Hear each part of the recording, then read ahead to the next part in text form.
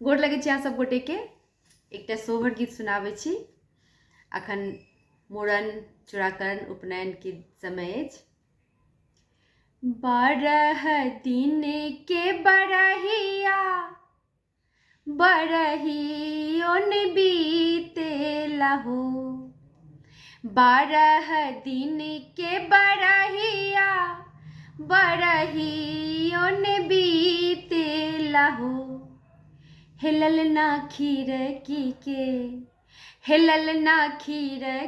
के बाटे पिया झांखे देखत मोहिया लागेल हो। मचिया बैसल तोहे सासु सरबे गुनियागर हो। मचिया बैसल तोहे सासु सरबे गुनियागर हो। हे सासु तनिएसा धरन होरिलबा पिया के मनुआ राखब हो। राम रसोइया तोहे गोतनी सरबे गुनियागर हो। राम रसोइया तोहे गोतनी सरबे गुनियागर हो। हे गोतनी तनिएसा धरन होरिलबा सैया के मनवा राखब हो। सुपली खेलैत तोहू नदी सरबे गुनियागर हो।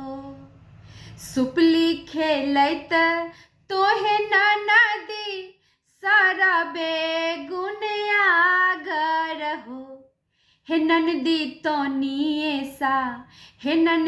तनिएसा धरन भतीजबा भैया के मनवा राखब हो। धरब ए भौजी धरब भतीजबा खिलाएब हो। धरब ए भौजी धरब भतीजबा खिलाएब हो। हे भौजी का देबू हमरा के नेग हलसी घर बजाएब हो। ए भौजी का देबू हमरा के नेग हलसी घर बजाएब हो। तू ही त सखिया सहेलिया तू ही त प्यारी न हो।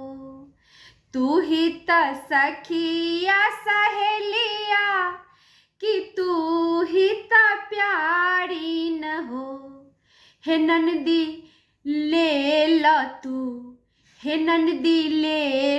तू सब रे गहनमा पिया के मनवा राखब हो। हे ननदी ले ल तू सब रे गहनमा पिया के मनवा राखब हो। 12 दिन के बरहिया बरहियोन बीतेला हो। 12 दिन के बरहिया बरहियोन बीतेला हो। हेलल ना खीर की